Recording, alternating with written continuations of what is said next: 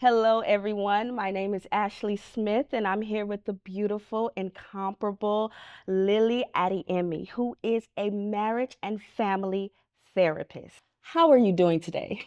I'm doing great. I'm blessed by the Awesome. best. Awesome.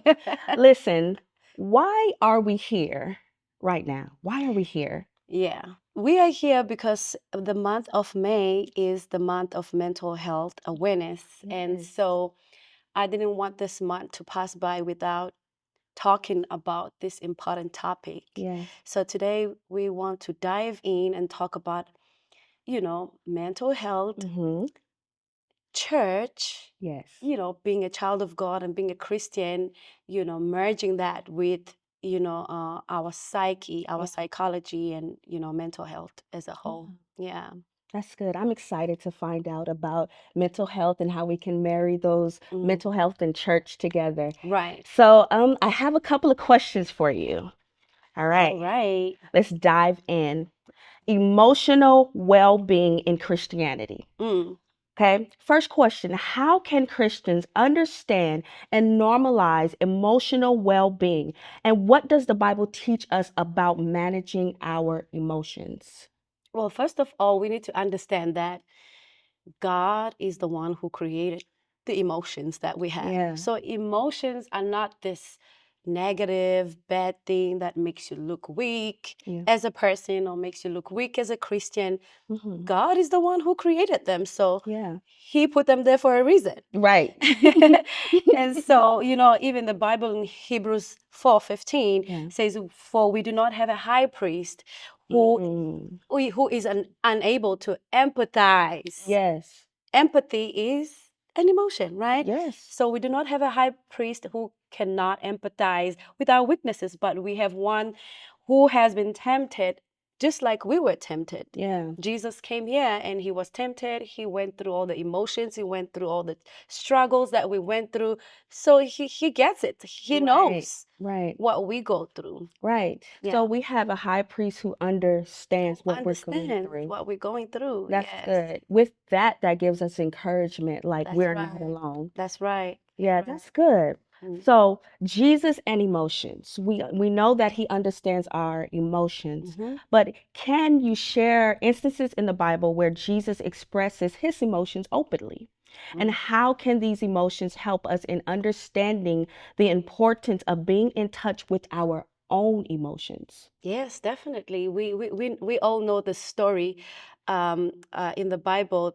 Actually, there's a shortest verse in the Bible. What does the shortest verse in the Bible say? And Jesus wept. Yeah. That is an emotion. And Yeah. so Jesus is a good example. Jesus is our example. And so Yes. that's a good example of how Jesus showed emotion. And Jesus in that story wept because he had lost his dear friend Lazarus. Right. The Bible said he wept, and he did not just do that in secret. He did not just say, "Give me a Right. second, let me just go away in a room somewhere and start weeping," because I don't want anybody to see me being emotional. I am Jesus. I cannot be, showing emotions in front of everybody. But he did it openly. He wept right there in front of everybody. Yeah. And we have another example too, where Jesus, when he was about to be crucified, the Bible talks about how he cried out to his Father. Yeah. He cried out to his Father. The Bible said he cried out with a loud voice. Yeah. Right? That is him showing emotion. So we have a lot of examples in the Bible. We see him in the temple having an emotion of anger, where he goes in there and he begins to flip tables and begins to, rebuke people because, they were doing what they were not supposed to do. Right. So we see Jesus time and time again showing emotion. Showing his emotions openly. That's right. Openly, something that we too can practice. Sometimes we like to go in secret and cry in our closet because we don't want people to perceive us as being weak. Yeah. But Jesus showed his emotions openly. That's right. That's good. That's right. That's good. That's right. That's a good example. Yes. So generational trauma. We've all gone through stuff. Yeah. and our families has gone through things, Yeah. generational trauma. What does the Bible say about generational trauma, and how can Christians approach breaking these cycles within their family? That is a big one Yeah. because we see a lot of that going on even in our Christian families. Mm, But we have to go to the Bible and see, where do we see generational trauma in the Bible? yeah. There are so many instances where that can be seen, but I'll just use one example. Abraham, the Mm-hmm. father of faith. Listen, yes. Abraham's blessings are mine, right? Right, right. But we see that Abraham had two sons, right? Mm-hmm. Isaac and Ishmael. Yeah, And Abraham favored one son that's right. over the other. That's right. Can you imagine how Ishmael felt knowing that his father favored his brother Isaac instead of Yeah. him? That's why we see all the issues that we see now, Yeah. two nations, Fighting. warring Yeah. against each other. Mhm. And that did not end there. We also see the sons of Jacob, Right. right? Isaac and Esau. Esau. Isaac steals the birthright Mm. of Esau, and his mother encouraged him to do that. Mm. Can you imagine how Esau felt when he found out that his own mother encouraged his brother to dupe him? Yeah. That's That caused a bad. lot of enmity, between the brothers. And we see that not just stopping there. No, It it went still along the continues, line. right? Yeah. Because if the cycle is not broken, Mm-hmm. it keeps going and going, Yeah. right? So we see it again when Jacob has his own children. We see it in the life of Joseph. Right. The father favors him again, gives him the coat of many colors, Yeah. and his brothers become jealous, and then they sell him out. Yeah. And that is where we see that is just one example where we see trauma in the scriptures. So any trauma that is not addressed, that is not dealt with, has a tendency to cause death, Wow. whether it's physical or mental or emotional. If it's not dealt with, Yeah. it's like an infection on a wound. Mm. Yeah. Because it's not if a wound is not addressed, or if a wound is not taken care of, Right. it causes infection. Yes. And that infection goes on and on and on, and you can end up getting amputated because you did not Wow. address the Because you didn't infection. address the infection. That's right. That's good. When you were talking about favoritism and how it is generational, what comes with that is rejection. Those that were favored, Yeah, faced those that were rejected. that's right. How did those two work together? Generational Mm, trauma. right, Wow. right. That's something. Mm, So, mental illness and Christian stigma. Why do mm. you think that there's a stigma associated with mental illness in some Christian communities? And how can we change this narrative to be more inclusive and supportive? Thank God that now it's better. Mm-hmm. I think now we are becoming more aware. We are. Things are really changing now for the better. But the stigma has been there in the church, and I think it's because we spiritualize most We things. do. Like we don't really want to appear as weak Christians. We don't want to appear as Christians who are faithless, because we can, we tend to think that if we admit to our struggles, if we talk about our struggles, especially mental, emotional, Mm-hmm. that we are going to be seen as Christians who are weak, who do Yeah. not trust God. And how can you talk about God and faith Wow. and still you are struggling emotionally and Yeah. mentally? So that's where the stigma comes from, because we tend to spiritualize things a lot. Yeah. That's big. And the fact that we serve a mighty God, Mm, and when we go through mental health, hmm we can feel as though we're weak. So Right, internally, we can operate as though we're stigmatized, right. because it's like, I serve this mighty God, and I'm Exactly. going through this, Yeah, and I'm feeling weak right now. that's right. That's Wow. right. That's right. That's Yeah, that's a lot. That's a yeah, lot to yeah. even process. Exactly. Yeah. Mhm. But with processing, practical steps for healing. What are some practical steps that Christians can take to begin their healing journey from mental illness or emotional distress? You know, one thing that I believe in is that you cannot change what you don't acknowledge. We have to acknowledge that mental illness, Yeah. trauma, um, emotional issues Right. are real. They're You know, very real. they're real. It's something that is real, and so unless we acknowledge that, then we cannot address it, Mm, right? So that's true. we have to acknowledge that it's happening, and then after we acknowledge that it's happening, we have to talk about We it. have to talk about it. We have to normalize talking about mental health Right. in our church communities. It is still something that needs to be addressed because we are so in denial Right. sometimes. Yeah.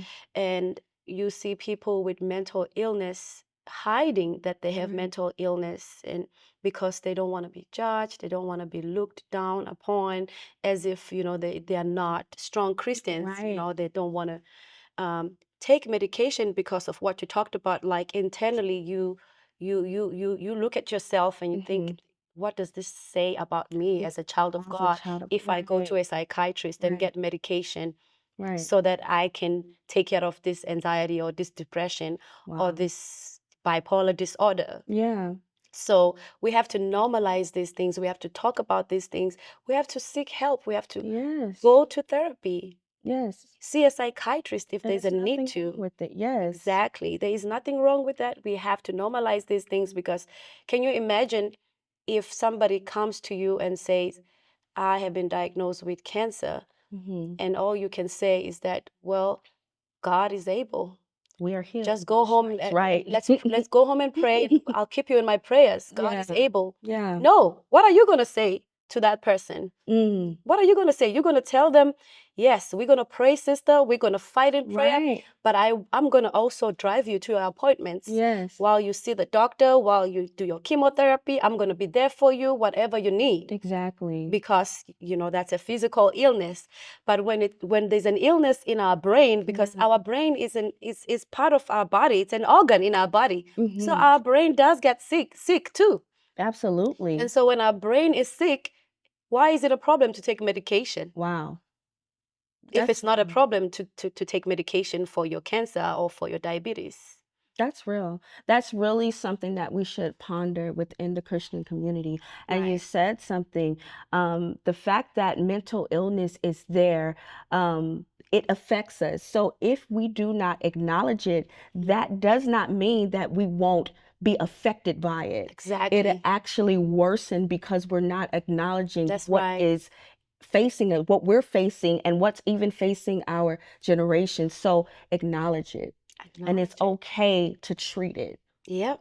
It's okay to treat it. That's really good. I like that. Yeah. So, support systems. We Mhm. need support systems Oh yeah, when it we do. comes to mental health.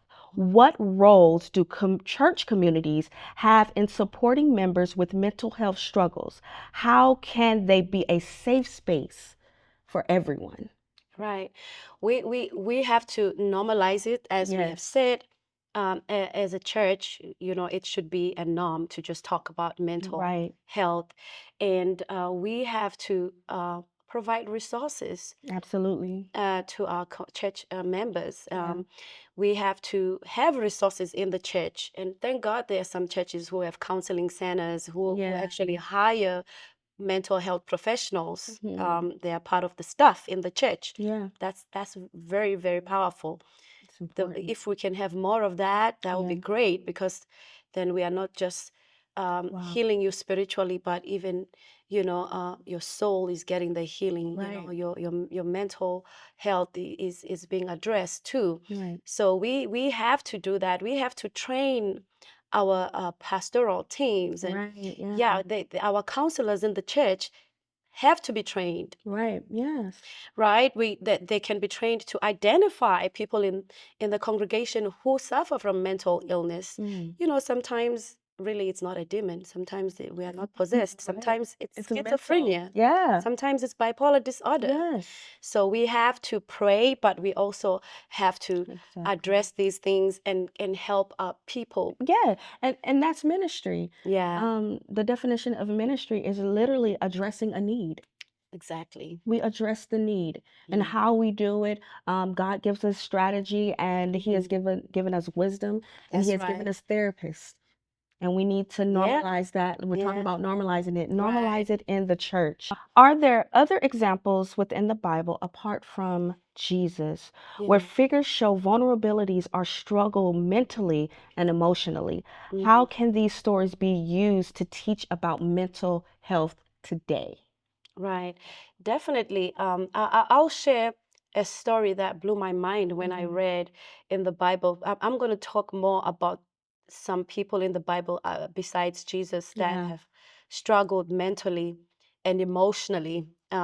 From what I've seen when I read the story, there's a story that is very popular within the Christian community, the story of the prodigal son, Yes. right? And we see that this son um, demands for his portion of inheritance from his father, and then he goes away and squanders everything. And then we know the whole story. He struggles, and then he comes back to himself, as the Bible says, and he goes back home. But what I want to focus on today is not the brother that left, but the one that stayed. Oof. In Luke 15, I'm going to read from verse 22. It says, "But the father said to his servants, 'Quick, bring the best robe and put it on him. Put a ring on his finger and sandals.'" This is the son that, was a prodigal son and came back. And they do this celebration for him. And, everybody is happy. But in verse 27, it says that, "Your brother has come back," he replied, "and your father has killed the fattened calf because he has him back safe and sound." Yeah. This is the brother that stayed. He is wondering what's going on in this house. I'm hearing sounds, I'm hearing music. It's a party in my house. The Bible says he was in the field working, he was laboring, and then he hears all this music. And then he goes and asks the servants, "What's going on?" And they answered him. They said, "Your father has killed fattened calves, and he's celebrating because your brother has come back." The Bible says the older brother became angry and he refused to go in. And, his father went out and he started talking to him. And his father just said to him, "All these years, your brother had gone and we had to do this celebration." And he's like, "What about me? Right. I've been here slaving. I've been here listening and obeying and doing Serving, everything. yeah. But you have not even," in verse 29, he says, "Look, all these years I've been slaving for you and never disobeyed your orders. Yeah. Yet you never gave me even a young goat. You never did even Right. little." The minute things. Right? Little things. So I could celebrate. But when this son of yours, now he's saying his son of yours, this Right. son of yours, you can see Not that really. anger. Yeah. He's really bitter and Yeah. angry. He's not even saying my brother, Mm. who has squandered your property with Wow. prostitute, comes back, you kill the fattened calf for him. And his father responds by saying, "My son, you are always with me, and everything I have is yours." He does not acknowledge Wow. this boy's pain. He does not say anything about, because his point is valid. I've been with you all this time. Yes. So here we see some trauma that might not look like trauma, because sometimes we focus on the big T's of trauma, which is, you were sexually abused, you were in a car crash, you were, in the battlefield in Afghanistan, and you have PTSD. That's the trauma we focus on. We don't focus on these little T's of trauma where our father or our mom ignored us. Oh, we felt unseen in our homes, and we felt like, our voice was silenced by our own parents. Yeah. So this is, you see the bitterness here. Only God knows, how he related with his brother after this, because he is angry. And sometimes when we see people angry, we quickly judge them. And we wonder, why are you angry? What's wrong with you? Just get over it. Right. But we don't know that there's always that underlying The hidden trauma. pain, the hidden traumas. Wow. Because you know what? Those big emotions, actually, they are hunger pangs. Mm. That's The big good. emotions are hunger pangs for something bigger. There's something bigger and something that is underneath that needs to be communicated, Yes. right? If you are hungry, you need food. Mm. But if you're angry, sometimes it's because you have been disrespected or Yeah. not valued, Yes. and you need that. Yeah. But then it shows up in anger. That's why anger is a secondary emotion. Wow. It's not a primary emotion. The That's primary good. emotion is that you feel devalued, you feel disrespected, Wow. you feel unseen. Yeah. And that brings about the secondary emotion, which is anger. Or if you are fearful, it's because maybe you need security. Yeah. If you are sad, maybe you are hungry for love, you are hungry for Yeah. attention. Wow. Right? So all these big emotions, Yeah. they are hunger pangs for something more, something bigger than just what we see on the surface. That is so good. Yeah, Like, that is really good. There are a lot of people that are trying to treat the secondary that's emotions right. and ignoring the primary emotion. Mm-hmm. Maybe it is that you do need to understand your worth, your value, and that needs That's to be right. addressed That's instead right. of trying to address the anger or Mhm. something that can be seen. That is really good. I've learned something today. Well, thank I've God. learned something today. Mhm. Learned about generational trauma. I learned about the importance of educating our pastors and Mhm. counselors and having that being normalized within the church. And I Mhm. also learned that Jesus had emotions and he showed them openly. That's right. That's right. That is so, Openly. Openly. that's so good. Mm. You definitely blessed me, and I know that the Amen. people were blessed by Amen. understanding the importance of mental health and having it being married into the church. Yeah. So, Thank you so much for joining us. We hope that this blesses your soul. And if it does bless you, please share with somebody that you care about. Okay? Thank you. bye bye.